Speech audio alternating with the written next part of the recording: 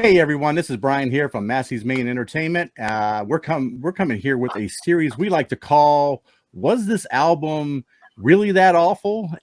or "Was This Album Really That Good?" And this week we're going to start with the awful. So today I'm joined by my friends Doc and Rich Strickler. Say hello, fellas. Hello, guys. All right, so I'm going to put a QR code up for Rich's channel on the screen as well, so you can check out his stuff. Rich, Doc, and I are part of the Authentic Hall of Fame series, which is featured on Rich's channel. And Rich and I participate in a Friday CD exchange with Glenn Calloway, Randy Nelson, and the Canadian stud muffin himself, Larry Graves. So be sure to check those stuff out. So we're going to start with the awful. We will begin with the album, which at the beginning, it seemed like everything was okay, but now historically has been dubbed by critics and fans especially awful. And that's Hootie and the Blowfish's Cracked Rear Window, an album that was released in 1994 through Atlantic Records and was heralded as a roots rock, soft rock, heartland type of critical success, massive critical success and commercial success, because it sold over 22 million copies worldwide. They got great reviews at the beginning, but somehow or another over the years, Darius Rucker and his buddies there became the butt of a mini joke. And I guess we're here to find out why. Gentlemen, I'm going to take the last word on all these videos. So tonight, Doc, I want you to lead off and give us your thoughts and tell me, was this album really that awful? So what do you got? Here we go. So I think it's 1994, right? This album. So 1994 happened. So I don't even know how old I am then, but whatever the case, I'm younger. And it's this comes out. I buy this album. I thought "Hold My Hand" was a catchy tune. I thought there was something about that song that was really appealing. So I go out and buy it. I listen to the album. I like the album. 1994. Haven't listened to it in a long time. Come back and revisit. I'm happy as hell I did, if you want the truth. First time through, going back and revisiting this, I thought, it's okay and stuff like that. There's some filler and stuff like that, I think, in there. And second time through, I'm thinking, it's actually maybe not that fillerish in there. The third time through, I'm thinking, no, man, this album's freaking good. This album's really good. It's got catchy hooks. Darius Rucker, like you said, his voice is awesome. It's like a cross between like Eddie Vedder and somebody else out there, man. He's got a really unique sounding voice. For an album in whole, I would say there's a lot of pretty dark subject matter behind the lyrics in a lot of these songs. Yeah. And the album itself sounds very upbeat and very almost happy-ish at times. And it's like, nice. You got nice pianos, you got nice organs running through this, and really catchy acoustic licks. When the guitar comes in, it's like a heavier song and stuff like that. It's not that heavy, but when you hear the electric and stuff, it sounds really twangy-ish, I would say. Which probably goes to the undergrounding fact that I can see where the country side of Hootie and the Blowfish and Darius Rucker goes for sure, because this has a whole bunch of that kind of vibe to it, like a countryish John Mellencamp, a countryish Tom Petty, something along those lines with some hooks, just simple, easy. Even the guitar solos have like twangs and stuff like that, and then you can hear it, and slides and catchy organs, and the list of songs as it goes through. Only Want to Be With You, and everybody else Hold Your Hand and stuff like that. But Let Her Cry is depressing song. There's a whole bunch of like feel good, upbeat, like I'm there for you kind of feels throughout the whole album.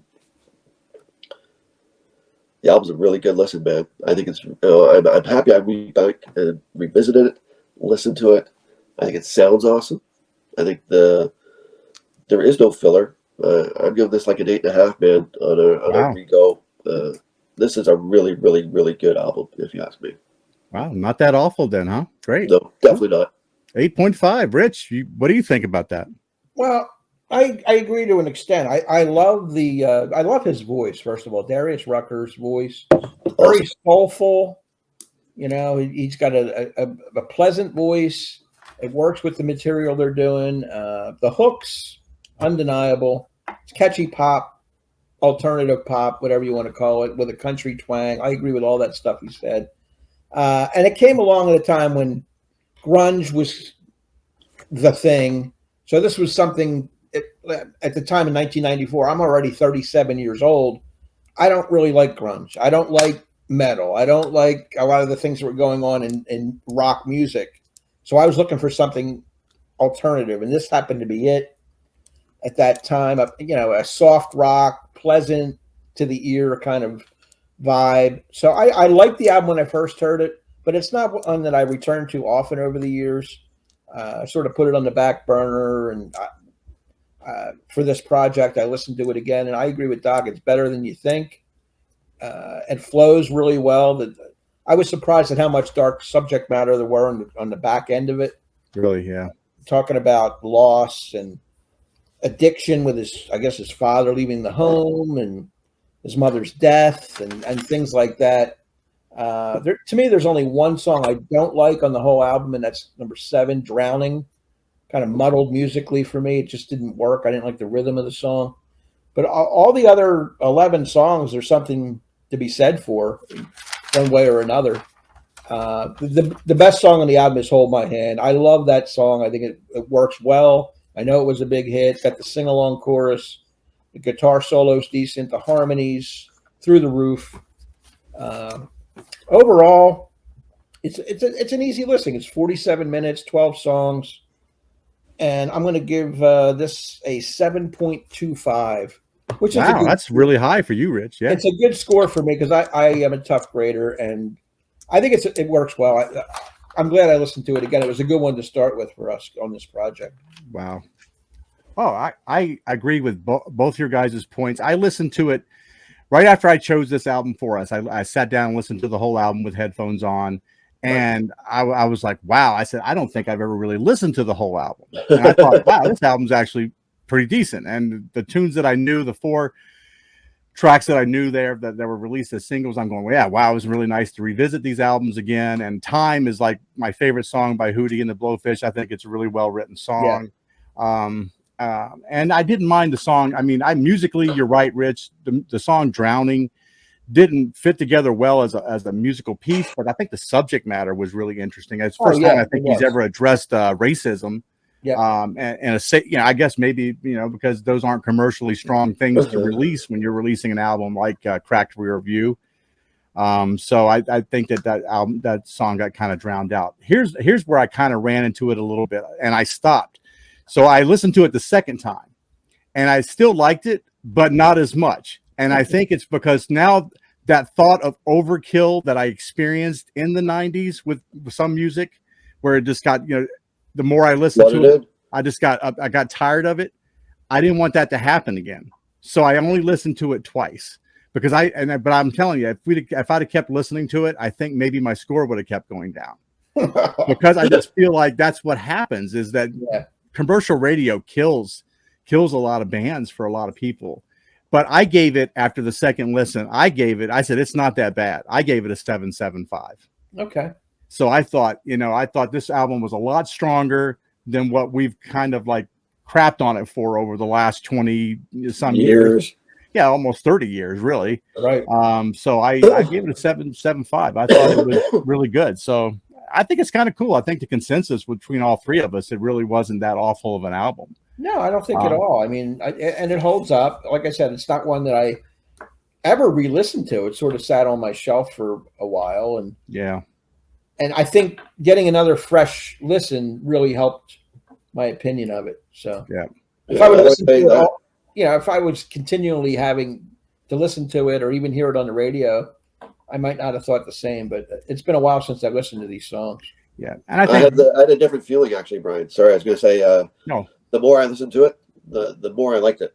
Yeah. So I know when you listened it the other way, and I was hearing things that I didn't hear before, and maybe I didn't even hear back in 94 or 95 when I was listening to the album when it came out. So I would say, to your point, both of you guys brought up the song Drowning, and I had that marked down as my least favorite song on the album as well. But even the more I listen to that, to your point, Brian, the subject matter is one thing and stuff like that. Yeah. And that's maybe like the heaviest song on the album with the guitar riffs and stuff like that in there too. The more I listen to it, the more I like that song too, man. But, but to your point, Time is an REM-ish vibe kind of too. Yeah, yeah, I think that So- may have played a part in it too. I mean, that for sure. I think it was a victim. If I had to be honest, it was a victim of the times. Grunge, Britpop, hip hop, metal dominated the '90s, at least the early part, middle part of the '90s, and Hootie did not stand the test of time because of those genres. Yeah. And it hurt him a little bit. And I think that's the only thing about it. I think otherwise, I'm surprised that these guys couldn't have continued success, honestly. So yeah, it's almost like they caught lightning in a bottle on their timing and everything when this came out and all that kind of stuff. And it was like Rich touched on, you guys just touched on that grunge scene, and this is a different vibe. And truth be told, I think it's an easy listen. I'm going to listen to this for a while, to be honest with you. So, well, that's what we got for this week, guys. I appreciate it. Everybody join us, please, next week when we're going to be covering Carole King's album Tapestry, which we're going to decide whether this album was really that good, which is going to be a great test for me because I've only listened to the album twice and I wasn't high on it. So now this is an opportunity for me to go back and really dive in here a little bit. And I know Rich is looking forward to this one. Maybe Doc, you're looking forward to that one as well. So I appreciate everybody joining us. Should be a fun one. Thanks again for watching. Please sub, like, and comment, and check out Rich's channel as well. We really appreciate it. So all the best to everyone. Take care. See you.